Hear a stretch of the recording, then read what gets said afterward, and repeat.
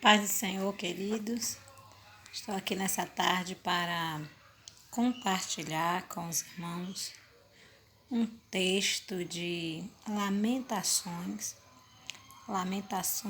3:39 a seguir, que diz: De que se queixa, pois, o homem vivente? Queixa-se cada um dos seus pecados. Esquadrinhemos os nossos caminhos, provemos e voltemos para o Senhor. Levantemos os nossos corações com as mãos para Deus nos céus, dizendo: Nós transgredimos e fomos rebeldes. Por isso tu não nos perdoastes. Amém? Esse texto me veio à memória no momento em que o irmão me pediu para trazer uma rápida palavra, né, que eu espero que alcance corações nessa tarde. Eu perguntei ao Senhor, né, o que falar, o que trazer para um grupo de pessoas que eu não conheço. E durante a semana eu fiquei esperando que o Senhor me desse uma direção. E ontem na oração com as mulheres aconteceu algo que me fez meditar sobre o estado do ser humano. Quando nós estávamos orando,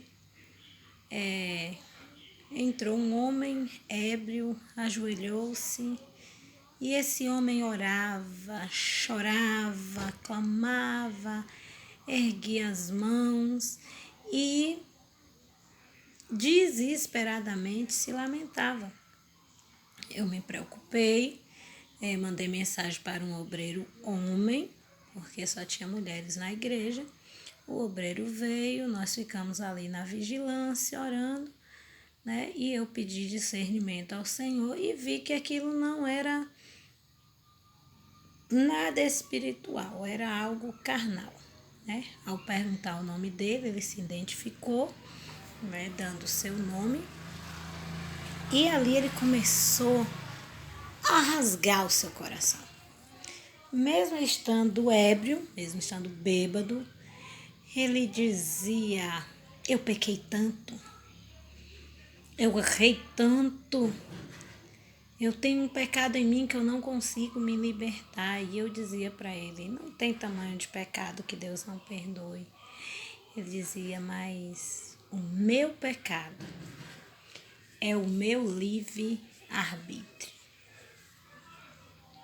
Dentre muitas coisas que aquele homem falava, isso ele repetia constantemente. E eu disse a ele: mas o livre-arbítrio não é pecado. É. Porque eu não deveria fazer o que eu faço, mas eu escolhi fazer o que eu faço. E eu não queria ter livre-arbítrio, porque por causa desse livre-arbítrio eu não consigo servir a Deus. E naquele momento eu comecei a conversar com ele, mas devido ao seu estado muito alcoolizado, eu deixei ele na responsabilidade do obreiro homem ali. E o obreiro logo identificou a pessoa, falou que conhecia. E eu convidei para sexta-feira, o obreiro ainda ficou conversando com ele e deixou para que ele voltasse em um próximo culto, sem estar bêbado, para ouvir a palavra. Aquele homem afastado dos caminhos do Senhor. E aquilo me fez meditar: o meu pecado é o meu livre-arbítrio. Interessante. O apóstolo Paulo disse: o bem que eu quero fazer, não faço, mas o mal que eu não quero, esse faço. Querido, Deus, ele deu autoridade ao homem, deu poder ao homem no Éden para dominar sobre toda criatura da terra. O homem tem poder, tem uma força, né, uma inteligência que cria coisas inacreditáveis, máquinas, computadores, aviões. O ser humano consegue pegar uma montanha e transformar em um lugar plano, quantas coisas grandiosas o ser humano consegue. Mas o ser humano não consegue dominar a si mesmo? Interessante, né? E nós vemos hoje o mundo em um estado caótico, o mundo em um estado deplorável, porque o ser humano não consegue dominar a si mesmo. Não foi à toa que o Senhor, ele deixou escrito na sua palavra que deveríamos buscar os dons espirituais. Dentre esses, os dons são os frutos, perdão. Dentre esses deveríamos gerar e dentre esses há um fruto chamado domínio próprio. Esse domínio próprio faz com que o homem aprenda a ser dependente de Deus. Porque no momento em que exercitamos o domínio próprio, nós deixamos de ser o que somos. Rebeldes, insubmissos, né? Muitas vezes ignorantes, muitas vezes nervosos, e as nossas atitudes acabam nos prejudicando. E o texto ele nos faz uma pergunta: do que se queixa o homem vivente, senão dos seus próprios pecados? Porque o homem natural, que não se deixa ser dominado pelo Senhor, ele não mede a consequência do que ele faz, ele não pensa em outra pessoa ser prejudicada pelo que ele faz. Um homem natural, um homem sem Deus, um homem que não é dominado pelo Senhor, um homem que é dominado pela sua própria natureza humana, ele é um homem inconsequente. Um homem que não pensa que haverá um futuro, que ele dará conta da sua vida ao Todo-Poderoso. Quando Jeremias estava aqui falando no livro de Lamentações, ele estava olhando o estado que Jerusalém havia chegado, o estado que o povo de Israel tinha chegado e que muitos deles estavam atribuindo a culpa dos seus pecados, a culpa dos seus erros, a culpa da tragédia que havia se abatido a Deus. Eles estavam atribuindo toda a derrota que havia vindo sobre a vida deles a Deus. A culpa é de Deus, foi Deus nos abandonou, Deus nos deixou. Mas houve um momento em que eles tiveram que reconhecer que tudo o que estava acontecendo com eles era fruto das suas próprias escolhas. Fruto das suas próprias escolhas, fruto do seu livre-arbítrio. Sim, Deus nos deu livre-arbítrio para nós fazermos o que quisermos da nossa vida. Então, por que nós escolhemos fazer o que desagrada o coração de Deus?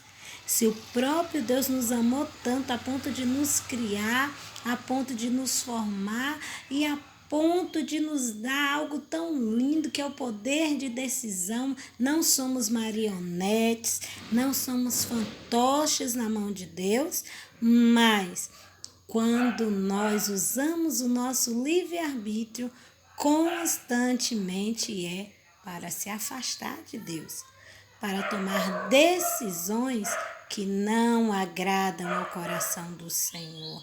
E nós devemos, como disse o profeta Jeremias aqui no versículo 40, esquadrinhemos os nossos caminhos, provemos e voltemos para o Senhor.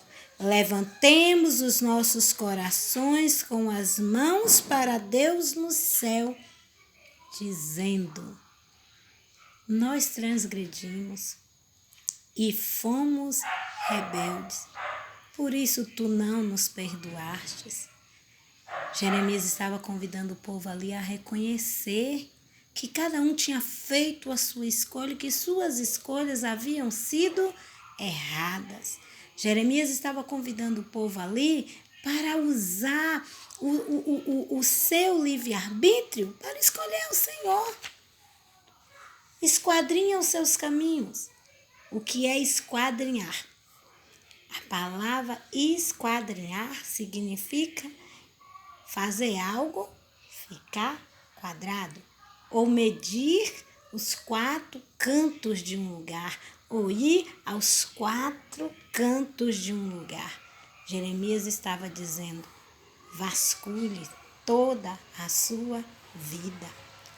Olhe todos os pontos da sua vida. Vá em todas as direções da sua vida e verifique como ela está. Está bem? Está certo? Se não está, então eu te convido. Provemos-nos o nosso coração. Olha para esse coração aí e vê. Não está bom? Não está da forma que agrada o coração de Deus? As suas escolhas têm transgredido os mandamentos do Senhor? As suas escolhas têm entristecido o coração de Deus? Aí ele faz um último convite. E voltemos para o Senhor. Nós fomos criados, obra-prima das mãos de Deus. E é preciso que nós reconheçamos que sem Ele nós não valemos nada. Sem Ele nós não somos nada.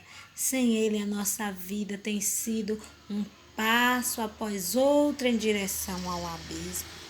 Tantos homens tomando decisões erradas, sem pensar nas consequências, sem pensar que estão ferindo a outras pessoas. Homens destruindo seus casamentos por um momento de prazer banal. Mulheres destruindo suas famílias por um momento de vulgaridade. Filhos destruindo seus futuros por um momento de prazer momentâneo, nas drogas, na prostituição, porque esses filhos estão aprendendo com outros, que são seus pais, que são seus exemplos, que são seus tios, que são seus avós, que também estão afastados da vontade de Deus.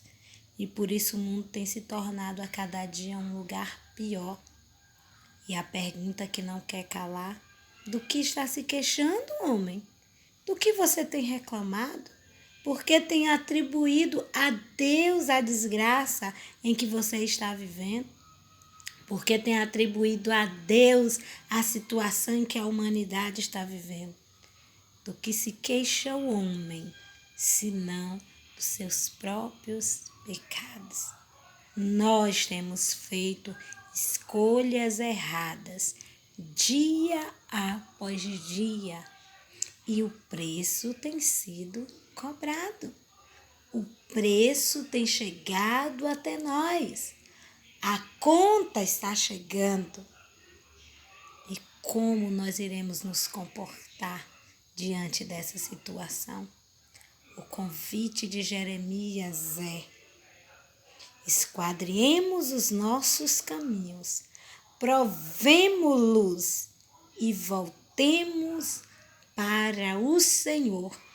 Levantemos os nossos corações com as mãos para o Deus dos céus. Que Deus em Cristo te abençoe nessa tarde, que você venha ter um despertamento da parte de Deus. Esquadrinhemos os nossos caminhos e voltemos para o Senhor. Volte a sua vida para o Senhor. Volte a direção das suas escolhas para o Senhor, porque Ele tem o melhor para mim e para você. Que Deus abençoe a sua vida poderosamente, em nome de Jesus.